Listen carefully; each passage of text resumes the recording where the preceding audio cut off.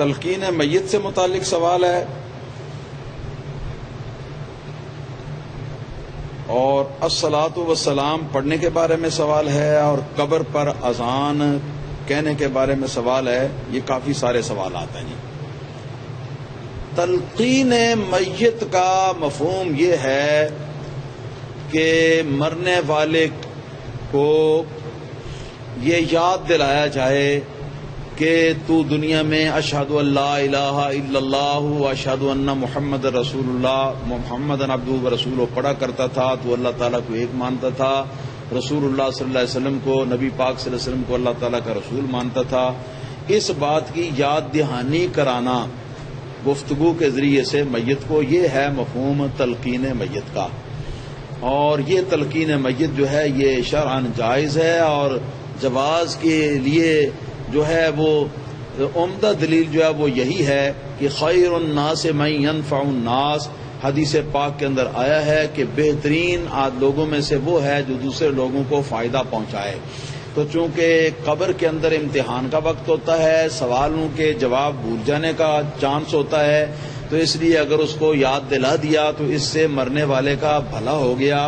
تو کسی مسلمان کی دوسرے مسلمان کی بھلائی کرنا, یہ حدیث پاک کے اندر جو ہے اس کو بڑا اچھا فعل قرار دیا گیا ہے, بھلائی کرنے والے کو بہترین آدمی قرار دیا گیا ہے. لہذا جب ہم تلقین میت کرتے ہیں تو اس وقت ہمیں بھی یہ شرف اور یہ فضیلت جو حدیث پاک کے اندر ہے یہ اللہ تعالیٰ کے فضل و کرم سے ہی حاصل ہوتی ہے, اور اس سے میت کو بھی فائدہ پہنچتا ہے. تو ہمیں بھی فائدہ, جو تلقین کرنے والے, تلقین میت کرنے والے, اور جو میت ہے اس کو بھی اس سے فائدہ پہنچتا ہے. اب جب دونوں کے فائدے کی بات ہے اور دونوں کا فائدہ ہونا جو ہے یہ اسلام سے ثابت ہے, یہ نبی پاک صلی اللہ علیہ وسلم کی حدیثوں سے ثابت ہے, یہ شریعت مطہرہ سے ثابت ہے, لہذا اس کے اوپر اعتراض کرنے کی قطعاً کوئی گنجائش نہیں, جب تک کہ کوئی ایسی نص صریح, کوئی وہابی ایسی پیش نہ کرے کہ جس حدیث کے اندر یا قرآن کی آیت کے اندر یہ آیا ہو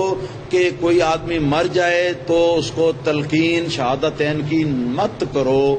اگر کسی قرآن کی آیت میں یا کسی حدیث پاک کے اندر منع کیا گیا ہے تو یہ دکھانا ان کی ذمہ داری ہے, وہ دکھا دیں, انشاءاللہ تعالی ہم عمل کریں گے. لیکن اگر ایسی بات کوئی نہیں تو خواہ مخواہ نیکی کے کام کرنے سے لوگوں کو منع کر کے تو مناع للخیر معتد اثیم بننا چاہتے ہیں. قرآن کی آیت کے اندر آیات کے اندر ایک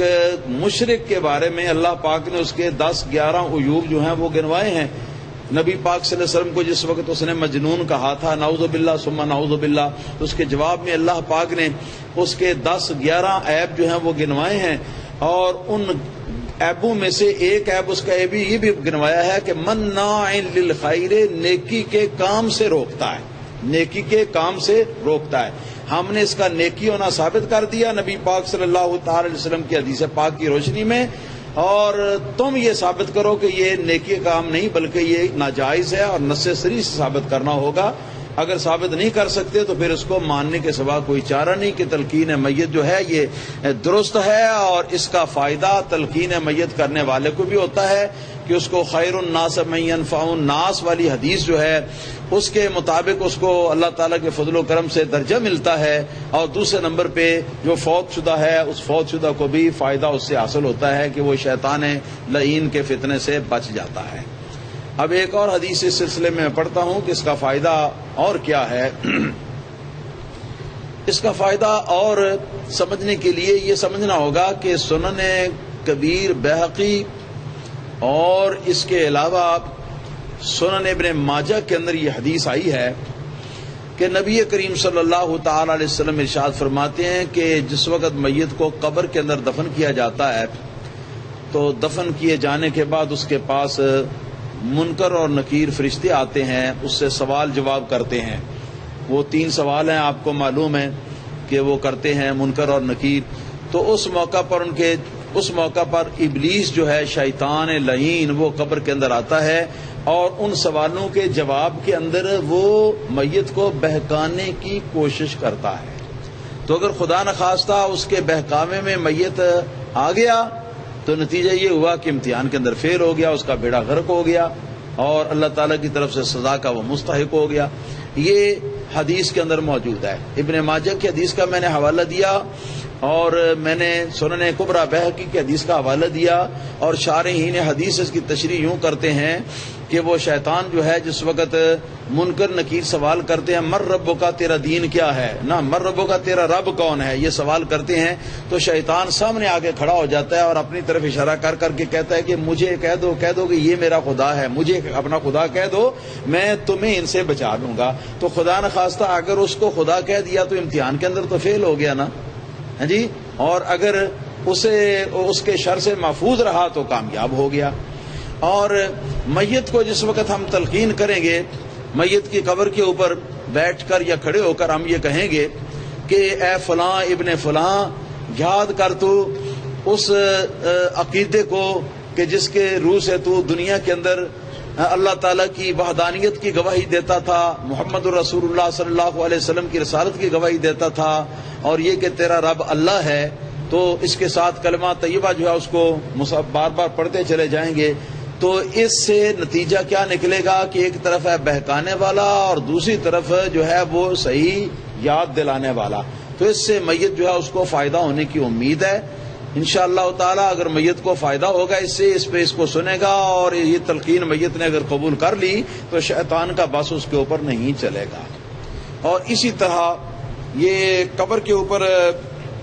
اذان پڑھنے کی بات جو ہے وہ، اس کے بارے میں پہلے بھی میں بات کر چکا ہوں،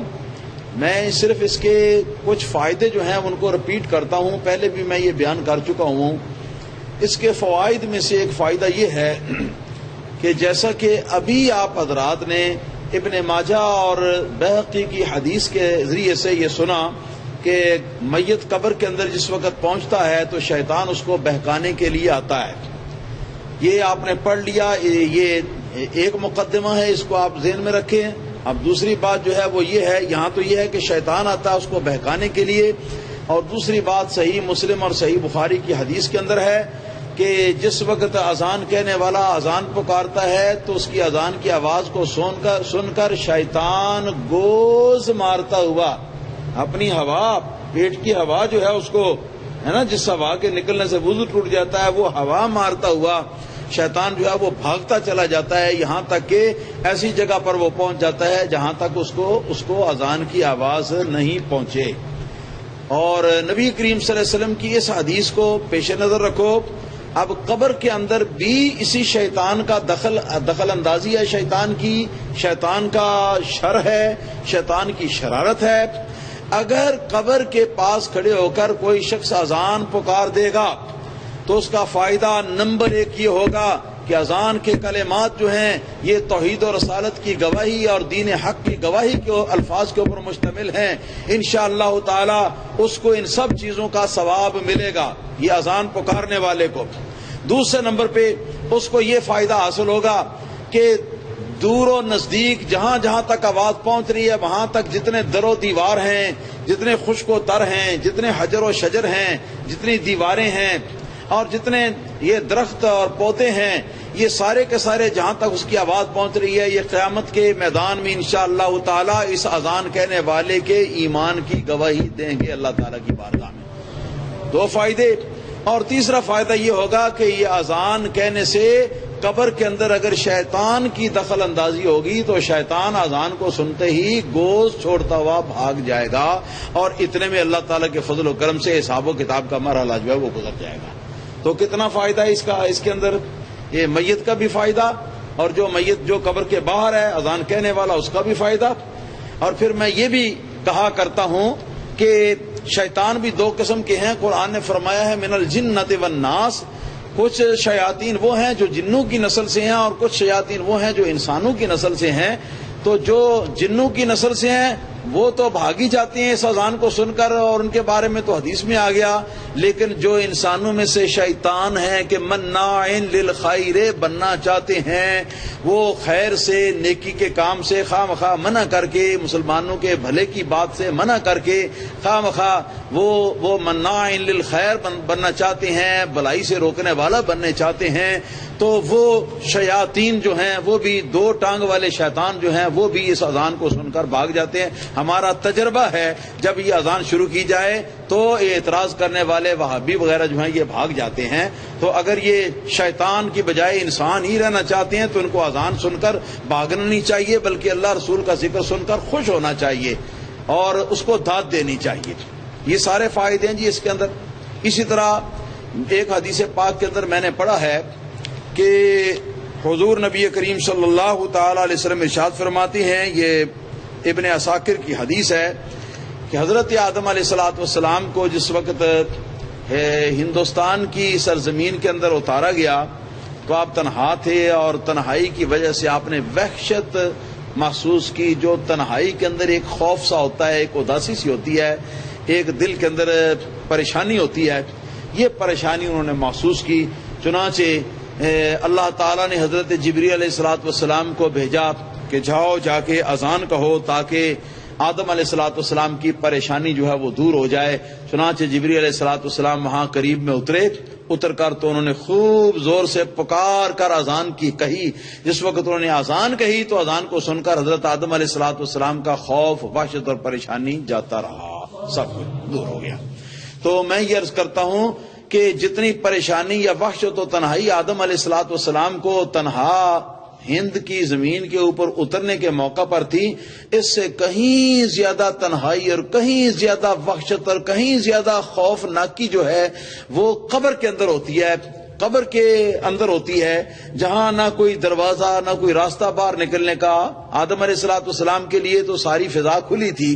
ماحول کھلا تھا، مگر اس کے لیے ساری فضا بند، سارا ماحول بند. صرف قبر کے اندر ایک گڑھا ہے جس کے اندر یہ ہے، نہ جس کو کھڑکی ہے، نہ دروازہ ہے، نہ کوئی روشن دان ہے، نہ کوئی اس کے اندر ٹیلی فون لگا ہوا ہے، نہ کوئی اس کے اندر کوئی بلب لگا ہوا ہے، کوئی ایسی چیز نہیں ہے. تو یہاں کی پریشانی اور یہاں کی وحشت و تنہائی جو ہے اندازہ فرما لیا ہوگا آپ نے کہ کتنی زیادہ ہوتی ہے.